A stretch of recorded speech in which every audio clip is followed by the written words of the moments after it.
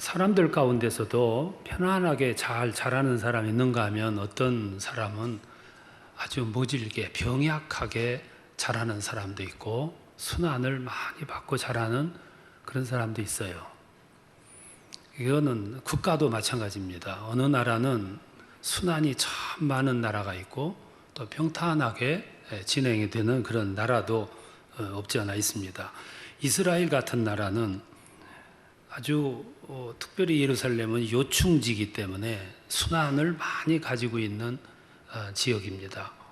구약시대도 봐도 뭐 바빌론이나 아수르나 여러 나라들의 침략을 뭐 한두 번이 아니고 수도 없이 받았고 또 순환도 받았던 그런 나라입니다. 그래서 그들은 그 어려운 와중 속에서 신앙을 고백했고 시를 지었고 노래를 했습니다. 그래서 그것들을 엮어놓은 책이 시편이에요.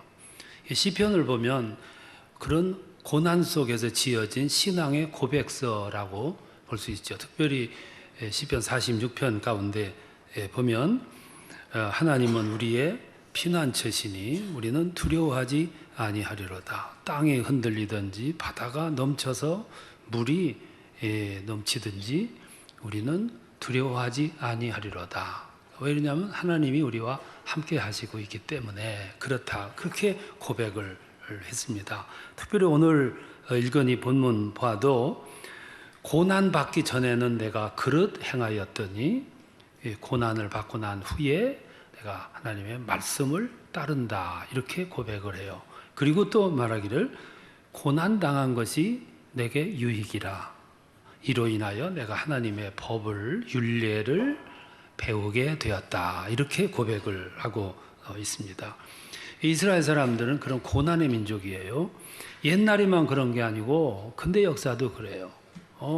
2차 대전 때 보면 여러분 히틀러에 의해서 얼마나 많은 사람들이 고난을 받았습니까? 고난의 민족이에요. 그 못지않게 우리나라도 뭐 마찬가지죠. 우리나라의 한반도를 보면 아주 여기도 요충지예요. 그래서 저 동쪽으로는 신생국가를 깃발을 내걸고 세계화되려고는 일본이 자리 잡고 있고 저 서쪽에는 중화 사상을 세상에 퍼뜨리려고 작정하고 있는 중국이 자리 잡고 있고 저 북쪽에는 어떻게든지 아시아에 부동항을 설치하려고 몸부림을 치는 러시아가 자리를 잡고 있습니다. 이 큰 나라들이 각축을 벌리고 싸우는 바람에 고래 싸움에 새우 등 터진다고 우리들은 그들하고는 상관도 없는데 고난을 많이 당했어요. 고난의 역사가 여러분 얼마나 많습니까? 오늘 우리나라는 참 하나님 은혜를 많이 주셨어요. 그 결과 정치적인 발전도 가져왔습니다. 민주주의가 그만큼 정착이 됐어요. 원래 민주주의는 시끄러운 세계예요. 공산주의는 일사불란한 세계인데 민주주의 하려면은 복잡해. 절차가 복잡하고 과정이 복잡하고 막 떠들고 그러면 그 의견을 종합을 해가지고 하나로 이렇게 나가는 거예요. 민주주의인데 68년 동안 얼마나 시끄러웠습니까? 그리고 겨우 지금도 안정이 안 됐어요. 그런데 발전을 했는데 이집트는 이제 시작을 한 거예요. 중국은 아직 시작도 안 했어요. 저런 나라들은 앞으로 홍역을 몇십 년 더 치러야 돼. 우리는 민주주의 대선배가 된 거죠. 정치적으로 발전인 것뿐만 아니라 경제적으로 얼마나 발전했어요. 무역 대국으로 발전했고요. 지난해 우리나라가 수출한 것이 5,300억 달러입니다. 5,300억 달러가 얼마냐 하면은 여러분 분간도 안 될 거예요. 저 남미하고 아프리카가 전체가 수출한 금액보다 많은 금액이 5,300억이라고만 기억하시면 돼요. 이 조그만 나라가 엄청나게 발전한 거죠. 거기다가 종교적으로 신앙적으로 얼마나 부흥을 했습니까? 부흥해가지고 세계에 선교사를 3만 명씩 보냈어요. 미국 다음으로 신앙, 영적 성숙을 이룬 나라를 만들어 준 거죠. 그러니까 6.25 참전국들이 오늘 우리나라를 보고 그렇게 한결같이 놀래는 거예요. 어떻게 68년 동안 짧은 기간 동안 이렇게 나라가 발전할 수 있는가? 놀랄 수밖에 없는 거죠. 그만큼 하나님의 은혜가 컸다는 거죠. 여기서 우리는 몇 가지 생각을 해요. 하나는 지난날을 이렇게 되돌아보고 지난날에 배고팠던 거, 고난, 폐허됐던 거, 전쟁, 압제 모든 걸 통틀어서 이런 모든 고난도 은혜였다 하는 거죠. 이게 오늘 우리들이 느끼는 거입니다. 여러분, 사람이 살아가다가 갑자기 원치 않는 고난의 삶이 오고 아픔이 오고 또 삶에 실패가 오고 하면은 갑자기 생각이 많아져요. 사람이 평안하면은 이 생각의 문이 안 열립니다. 근데 와중에 빠지게 되고 어려움에 빠지게 되고 길이 앞이 탁 막혔다 싶으면 그때부터 생각의 문이 열려요. 깊이 생각하게 되고 느끼게 되고 거기서 성숙이 이루어지고 소중함을 느끼는 거예요. 건강의 소중함, 가정의 소중함, 나라의 소중함을 깨닫게 되는 거죠. 그 평안한 사람들은 그거 모르고 살아갑니다. 6.25 때 우리나라가 공산화되지 않고 민주화를 이룬 거는 이건 기적이고 가만히 보면 여기 하나님의 절대적인 섭리가 있었다는 것을 우리가 발견을 하게 됩니다. 왜 그러냐면 6.25 직후에 우리나라 미국 군정청이 조사한 통계를 보니까 그때 우리나라 사람들이 공산주의를 민주주의보다 78%가 더 선호했다는 통계에 있어요. 그럼 공산화 되는 거지요. 78%인데요. 그런데 왜 공산화되지 않고 민주주의 체제가 만들어졌냐면은 이거는 제가 단언하고 말씀드리는데 그리스도인들 때문이었어요. 왜 그랬냐면 이치를 따져보세요. 우리나라 사람들이 막연하게 지금도 그러잖아요. 공산주의에 대해서 막연하게 동경심을 갖는 사람이 있는데 이게 좀 공산주의를 몰라서 그런 거죠. 78% 사람이 공산주의에 호감을 갖고 있었는데 그런데 북한 지역에 공산군이 점령을 해요. 그리고 그들과 얼마 동안을 살아보니까 그리스도인들이 도저히 공산주의하고 기독교는 맞지가 않아요. 이게 그리스도인들이 그들로 말미암아 아주 뼈저린 아픔을 경험을 합니다. 그리고 내린 결론이 뭐냐면 신앙인은 절대로 공산주의와는 함께 살아갈 수 없다는 결론을 내려요. 그래서 그 소중한 재산 다 놔두고 호롤단신 남쪽으로 내려와요. 얼마나 절박했으면 내려왔겠어요. 일단의 무리들은 서울로 내려왔고 또 다른 무리들은 저 거제도로 내려가요. 서울로 내려오고 거제도로 내려가서 그들이 가만히 있었겠어요? 만나는 사람마다 누구 뭘 얘기했냐면 공산주의의 폐해를 얘기를 한 거예요. 공산주의의 폐해, 타락상, 잔인함, 무신론 이걸 그냥 전하는 거예요. 그러니까 78%가 공산주의에 호감을 가졌는데 그들의 간증, 체험담을 통해서 공산주의의 폐해를 느끼게 된 거죠. 제 이론이 틀린 게 아니거든요. 여러분들 모두 속으로 그렇구만 이렇게 느끼시잖아요. 그래서 이 땅에 민주주의가 정착이 된 거예요. 숨은 비결이 거기서 나오게 된 거죠. 지난날의 아픔, 고난, 배고픔 이거는 무익한 것이 아니고요. 이게 굉장히 중요한 경험으로 작용을 해요. 그리고 그 배고픔, 아픔, 폐허, 전쟁, 고난 이런 것들은 그 시대를 살아가는 사람들에게 새로운 길을 보여준 거예요. 여러분 배가 부른 사람, 편안한 사람은 길이 안 보입니다. 생각의 문도 안 열리고요. 그런데 절박한 상황에 빠지면은 새로운 길이 보이게 돼 있어요. 그래서 새로운 방향을 틀게 되고 새로운 환경을 조성하게 되는 거죠. 그래서 그 고난 받는 것이 유익하다는 거예요. 저도 농촌에서 태어났고 제가 태어나면서부터 우리 집안이 조금 기울기 시작했어요. 그래서 청소년 시절에 아픔을 겪었어요. 좀 방황도 됐고 그 방황되는 모습을 어른들이 보고 염려를 하셨어요. 근데 저는 방황도 좀 점잖하게 했어요. 지금 생긴 것대로 점잖하게 그러면서 고민을 많이 했어요. 근데 지금 생각하니까 그때 그렇게 조금 방황됐고 고민을 했던 것이 지금 나를 만든 거예요.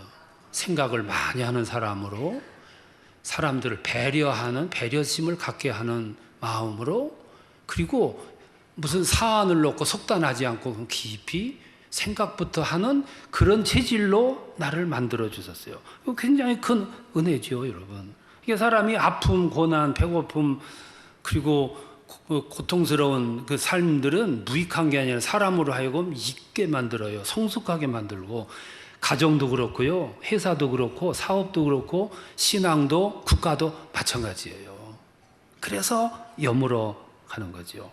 우리나라 지난 이렇게 역사를 보면 그게 눈물의 역사입니다. 고난의 역사고 그것들이 모여서 오늘 우리나라를 만든 거예요. 여러분 2차 대전 때 전쟁이 일어나지 않았던 나라들은 한결같이 경제적으로 침체했는데 그때 전란에 휩싸였던 나라들 치고 부흥하지 않은 나라가 없다는 거예요. 대표적인 나라가 독일이고 일본이고 한국이랍니다. 유독 발전을 한 거예요. 어려움이 오면 사람들은 막 두려워하고 뒤로 빼는데 이거는 또 나에게 어떤 은혜를 주실 건가를 기대할 수 있는 건 신앙인들의 자세예요. IMF가 오니까 사람들이 나라가 망하는 줄 알고 우리가 모두 두려워 떨었는데 결과적으로 보니까 그게 나라를 살린 거예요. 서산 앞바다에 저 기름이 유출되니까 대재앙이었죠. 저마다 사람들은 혀를 찾고 두려워했는데 그런데 그 기름띠를 제거하려고 80만 명이 서해안으로 몰려가는 모습을 세계 사람들이 보고 한국 사람들이 무섭다는 걸 느낀 거예요. 동원한 것이 아니라 자원해서 저마다 걸레를 들고 누가 시켰습니까? 그러니까 흩어졌던 민심이 국론이 하나로 통일이 되는 거예요. 세상 이치가 다 그렇습니다. 고난이 필요한 이유가 그거예요.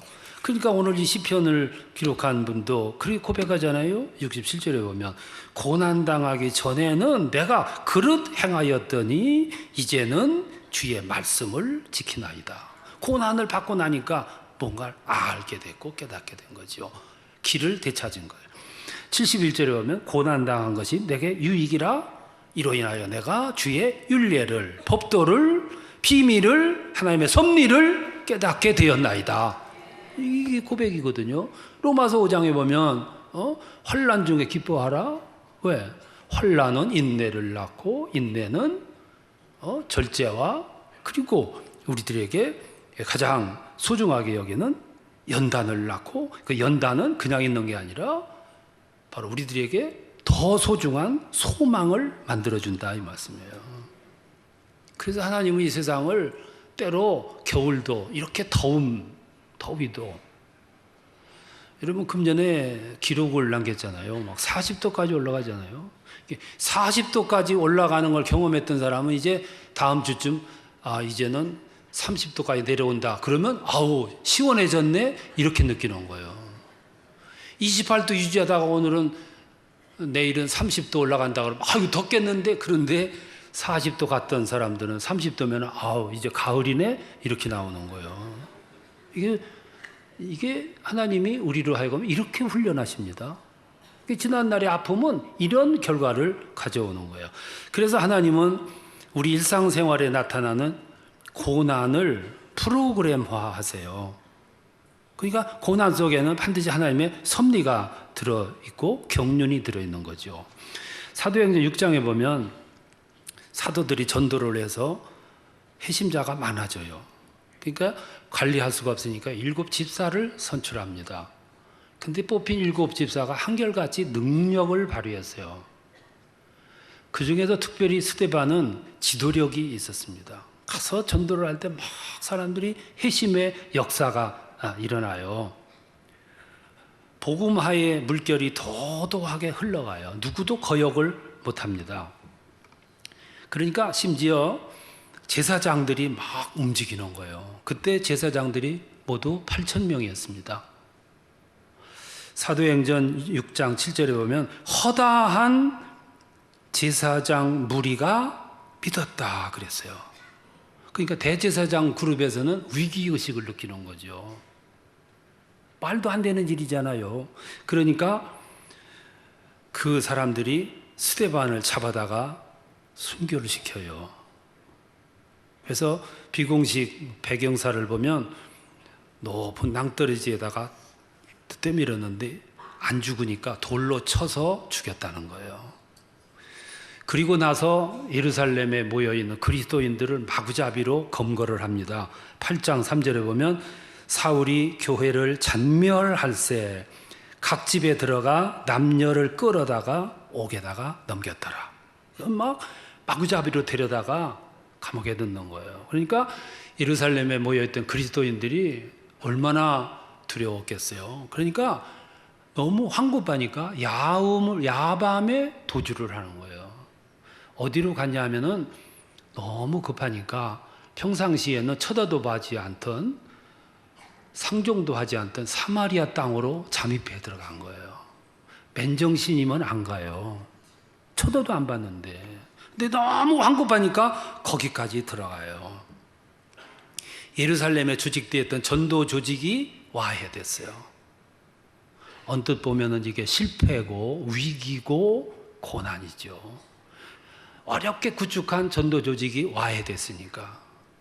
근데 여기까지가 인간의 눈으로 보는 환경이에요. 근데 여러분, 그리스도인은 남다른 생리 조직을 하나 가지고 있어요. 그게 뭐냐면 가는 곳마다 전도하는 거예요. 이렇게 사마리아로 잠입해 들어간 그리스도인들은 거기서 전도를 하는 거예요. 성령이 속에서 뜨겁게 역사하는데 가만히 있습니까? 막 전도하는데 사마리아가 복음화가 되는 거예요. 시간이 지난 다음에 보니까 그게 하나님의 섭리였던 거예요. 맨정신으로는 어림도 없는 일인데 환난을 통해서 하나님이 그런 역사를 일으키게 되는 거죠. 하나님은요, 고난, 환난, 배고픔, 아픔을 활용하세요. 이걸 프로그램화 하신다고요. 그래서 예루살렘에 조용히 앉아있던 그리스도인들, 여기가 조사오니, 그러고 거기 똥아리를 틀고 있었던 사람들, 하나님이 가만 안 놔둬요. 그리스도인은 가만히 있으면 안 돼요. 그러니까 흩어버리신 거예요. 저 평양에 그리스도인들이 모여가지고 여기가 조사오니 우리들끼리 모여가지고 자기들끼리 부흥회하고 자기들끼리 은혜 받고 똘똘 뭉쳐가지고 평양에 있었어요. 하나님이 놔두시겠어요? 그러니까 공산군을 통해 가지고 저 흩어버리니까 사마리아까지 들어갔던 유대인들처럼 이스라엘 성도들처럼 전국으로 퍼지는 거예요. 하나님이 가장 싫어하시는 것이 뭐냐면 구원받고 복음을 맛본 사람들이 소위 하나님의 백성 그리스도인들이 안일하게 살고 평안하게 사는 거예요. 이게 하나님의 뜻에 거역하는 겁니다. 정말로 평생을 안일하고 평안하고 먹고 나만 예수 믿고 가만 놔두지를 않아요. 그러니까 예루살렘을 흩어버리는 것이고 평양을 흩어버리신 거예요. 이게 흩어놓으니까 평양에서 조용히 지내는 그리스도인들이 그냥 급하니까 가진 거 소중한 거 다 그냥 놔두고 남쪽으로 내려온 거예요. 그러니까 남쪽이 저 거제서부터 올라오고 위에서 내려가고 순식간에 사마리아가 복음화가 되듯이 남한이 복음화가 된 거예요. 이런 안목을 가지고 역사를 내다보고 성경을 들여다보면 이게 하나님의 섭리였다는 거죠. 하나님은 고난을 프로그램화 해가지고 고난 속에 섭리를 넣어서 세상을 뒤집어 놓으시고 활용하시는 거죠. 여러분, 어린아이가 이렇게 자랄 때 평탄하게 안 자랍니다. 평탄하게 이렇게 자라면 안 되는 거예요. 어린아이가 넘어지고 깨지고 부러지고 터지고 그리고 뭐 감기 걸리고 설산하고 이렇게 자라는 거예요. 이래 면역이 커지고 건강해지는 거지요. 신앙도 마찬가지예요. 신앙이 처음에 시작을 해가지고 저 집사가 되고 권사가 되고 장로가 되고 이렇게 올라가는 과정을 보면 그 과정에 들었다 나갔다 별일 다 많았어요. 여러분 지금 점잖하게 앉아 계시지만 다 들었다 나갔다 들었다 나갔다 누구한테 말 조금 듣고서 삐지고 얼마 안 나오고 이게 우리들 역사라고요. 그렇게 하면서 크는 거예요. 그래서 누가 삐졌다고 그래도 내가 개의치 않는 거는 그걸 알기 때문이에요. 좀 있으면 들으니까. 나라도 국가도 기업도 교회도 개인도 가정도 똑같아요. 이런 과정을 거쳐서 여물어지게 되는 거죠. 12제자 보세요. 복음서를 보면 12제자들의 행적을 이렇게 보면 참 한심해요. 무능하고 무지하고 말을 해줘도 깨닫지도 못하고 실수 연발하고, 그런데 그들을 놓고 예수님이 가세요. 때가 되니까 자기들 몫을 다 완수해요. 여물어졌기 때문에. 하나님이 이스라엘 나라를 활용하시려고 얼마나 모질게 훈련을 하십니까? 모질게 훈련하시거든요. 끝에 가서는 그들을 흩어버려요. 세상에 흩어버립니다. 오늘 세상에 유대인들이 얼마나 많이 퍼졌어요. 그들을 가리켜서 우리는 흩어진 유대인들, 디아스포라라고 그러잖아요. 그때 흩어놨기 때문에 오늘 전 세계에 나가서 하나님의 모습을 전하게 됐고, 그들 때문에 오늘 저 조그만 나라 500만 밖에 안 되는 이스라엘이 존재하게 되는 거예요. 무서운 얘기죠. 우리나라도 세계에 가장 많은 사람이 흩어졌어요. 우리나라도 우리 민족의 성격이나 이 체질을 보면 스스로 모험해가지고 세상에 나가는 스타일이 아니에요. 그래서 고향을 붙들고 살아요. 안 나가죠. 안 흩어지거든요. 고종이 우리나라를 개혁해 보려고 얼마나 몸부림을 쳤는데 끝까지 반대하는 거예요. 서구 문물이 막 물밀들 내려오는데 막 거부를 하고, 그리고 상투를 자르는데 사람들이 상투를 자르면 집안 망하는 줄 알고 상투를 붙잡고 얼마나 흐느끼며 울었고, 부모님 돌아가시면 시체를 놓고 열흘 동안 보름 동안 거기 울고불고 제상 차려놓고 그러고 살았어요. 서양인들은 일찍 복음을 받아들여 가지고 세상이 좁다 그러고 막 누비고 다니는데 우리는 여기가 좁사오니 그러고 살았다고요. 근데 일본이란 나라가 우리나라를 가만 안 놔뒀잖아요. 그들이 와가지고 그냥 고난스럽게 하니까 울타리를 넘지 못하던 우리 백성들이 일부분이 저 북간도로 중국으로 넘어가 살아요. 그들을 가리켜서 오늘 우리들이 말하기를 조선족이라 그러잖아. 220만 명이에요.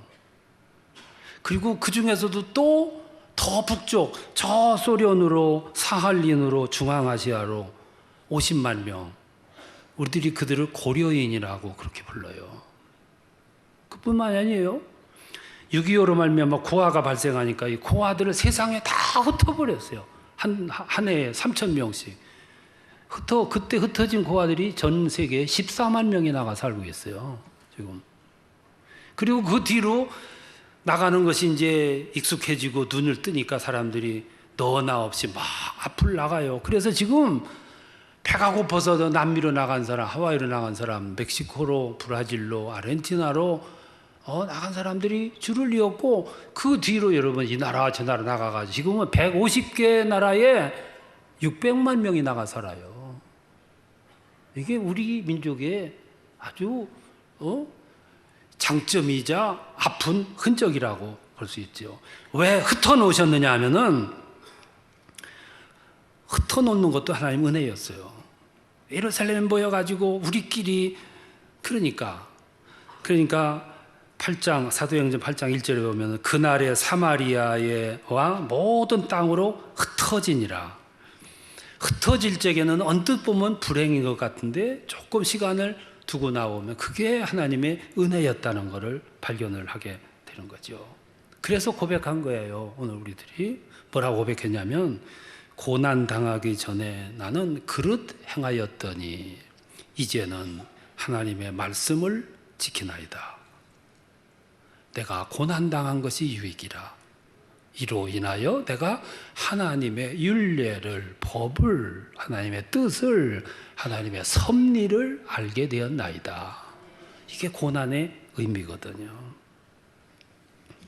어떤 사업가가 사업에 실패를 했어요. 산으로 들어갔어요. 막 눈물로 기도하고 앞이 깜깜한 상태에서 기도하다가 하나님을 만난 거예요. 그리고 그가 이렇게 말했어요. 오늘의 실패는 하나님이 주신 은혜였노라. 축복이죠. 고난은 하나님의 사인이에요. 아픔, 고난, 실패는 하나님의 새로운 길을 보여주시기 위한 사인이에요. 하나님은 아픔, 고난을 통해서 역사하십니다. 오늘의 어려움은 새로운 길을 개척하게 하시고자 하시는 하나님의 사인인 줄로 믿으십시다. 이게 오늘의 신앙 고백이에요. 주의 은혜가 함께 하시기를 축원합니다.